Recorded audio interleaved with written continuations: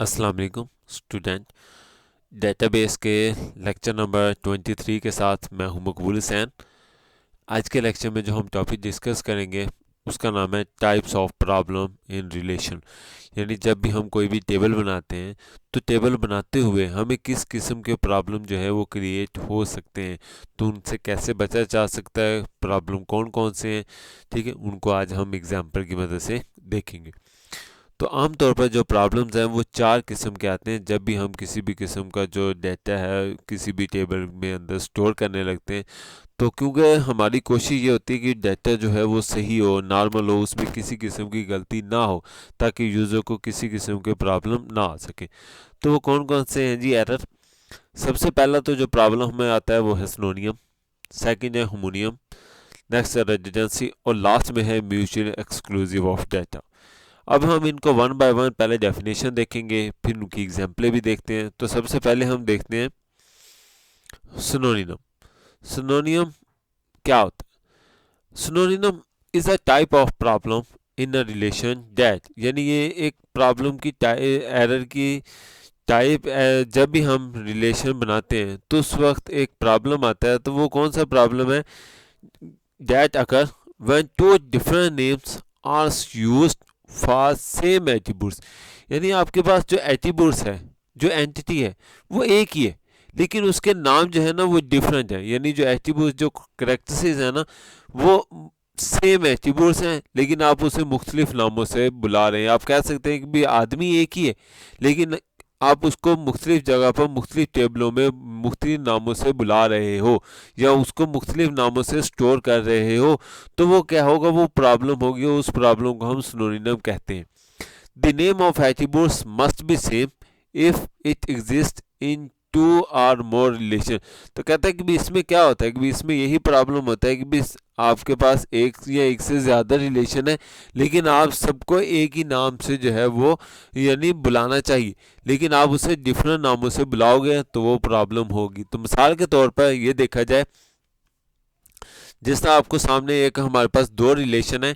पहला रिलेशन है आइटम का, यानी एक टेबल है आइटम का, उसमें चंद एट्रीब्यूट्स हैं। वो कौन कौन से हैं? पहला है आइटम नंबर, दूसरा है आइटम कलर, और तीसरा है जी सप्लायर कोड। ठीक है जी, यानी आइटम का नंबर कौन है, आइटम का कलर कौन सा है, और आइटम जो है यानी वो सप्लायर कौन करता है, उसका कोड कौन सा है। ठीक। उसके बाद जो दूसरा टेबल है वो है सप्लायर का। सप्लायर में क्या कुछ है? वो है सप्लायर आईडी और सप्लायर नेम। अब इसमें देखा जाए तो एरर क्या है? इसमें देखा जाए तो ये देखिए, सप्लायर कोड आइटम नंबर में हम उसको बुला रहे हैं, वो भी वही आदमी है, लेकिन सप्लायर आईडी देखा जाए तो वो भी सप्लायर है। तो दोनों टेबलों में आदमी तो एक है, लेकिन हम उसको मुख्तलिफ नामों से अगर हम लिखेंगे तो वो होगा प्रॉब्लम, और उस प्रॉब्लम को हम कहेंगे सिनोनिम। यानी आदमी एक है, एट्रीब्यूट्स एक है, लेकिन उसको मुख्तलिफ जगह पर मुख्तलिफ नामों से अगर लिखा जाएगा तो वो प्रॉब्लम क्रिएट हो सकती है। इसलिए हमें यहाँ भी अगर सप्लाई आईडी लिखना है तो यहाँ पर भी सप्लाई आईडी लिखना चाहिए। उसके बाद सेकंड प्रॉब्लम है होमोनियम। ये इससे डिफरेंट है, यानी अपोजिट है। होमोनियम भी एक प्रॉब्लम है। जब भी हम कोई भी रिलेशन बनाएंगे तो वो कब आता है? When the same name is use for different attributes. यानी नाम सेम है, लेकिन जो एट्रीब्यूट्स हैं वो डिफरेंट है। यानी लोग दो हैं, लेकिन उनको एक ही नाम से बुलाया जा रहा है या एक ही नाम से स्टोर किया जा रहा है। तो उस वक्त प्रॉब्लम होगी, क्योंकि हम एक को एक्सेस करेंगे तो ऐसे लगेगा हम दूसरे को भी वही एक्सेस हो रहा है। Different names must be use for different attributes. मुख्तलिफ किस्म के नाम जो हैं वो different name must be use for different attributes. यानी अगर हमारे पास एट्रीब्यूट्स डिफरेंट हैं तो जो नेम है वो भी डिफरेंट होने चाहिए। इसके अलावा इसके अब हम एग्जाम्पल देखते हैं। एग्जाम्पल में देखा जाए तो इसमें हमारे पास दो रिलेशन है। कस्टमर का एक रिलेशन है, इसमें क्या लिखा हुआ है? कस्टमर आईडी, और दूसरा लिखा हुआ है कंपनी नेम। लेकिन जबकि दूसरा सप्लायर में देखा जाए तो यहाँ पर लिखा हुआ है सप्लायर आईडी और कंपनी नेम। अब ये देखा जाए तो देखो, कंपनी नेम इसका सप्लायर, अगर सप्लायर का देखा जाए तो उसका भी कंपनी नेम लिखा हुआ है, और कस्टमर का देखा जाए तो उसका भी कंपनी नेम लिखा हुआ है। हालांकि कस्टमर की आईडी और है तो उसकी कंपनी भी और होनी चाहिए। इसी तरीके से सप्लायर की अगर सप्लायर आईडी सप्लायर और है, कस्टमर और है, तो इन दोनों के नाम जो है ना कंपनी का एक जैसा नहीं होना चाहिए। ठीक है, मिसाल के तौर पर अगर देखा जाए तो यानी एक ही कस्टमर की भी वही दुकान का नाम है और अगर सप्लायर का देखा जाए तो उसकी भी दुकान का नाम वही है, तो वो प्रॉब्लम हो सकता है। क्योंकि जब भी हम दो टेबल बनाएंगे, कस्टमर का भी सप्लायर का भी, तो उसमें तो ऐसे लगेगा कि कंपनी नेम, अब ये नहीं पता कंपनी नेम दोनों का एक जैसा है, तो इसलिए प्रॉब्लम हो सकती है। तो हमें क्या चाहिए, हमें अलग अलग कंपनी नेम की जो, या ऐसा लिख सकते हैं कंपनी नेम फर्स्ट, ये ठीक है, या ऑर्गेनाइजेशन नेम लिख दें कंपनी नेम की बजाय। ठीक है, तो लाजमी नहीं है हम दोनों में एक जैसा नहीं लिखना चाहिए। अगर एक जैसा होगा तो वो प्रॉब्लम जो होगा वो होमोनियम प्रॉब्लम कहलाता है। अब उसके बाद तीसरा जो प्रॉब्लम आता है वो रेजिडेंसी है। रेजिडेंसी हम पहले भी कई दफ़ा पढ़ चुके हैं। तो रेजिडेंसी का मतलब है जो डाटा आप लिख रहे हो, अगर उसको एक से वही डाटा अगर आप एक से ज़्यादा दफ़ा लिखोगे तो वो जो प्रॉब्लम आएगी उस प्रॉब्लम को हम रेजिडेंसी कहेंगे। तो redundancy is a type of problem in a relation that occur when same information is unnecessarily stored in two different ways or form। यानी जो एक ही डाटा है उसको हम एक ही रिलेशन के अंदर, एक ही टेबल के अंदर स्टोर कर रहे हैं मुख्तलिफ वेज के ज़रिए या मुख्तलिफ फॉर्म के ज़रिए।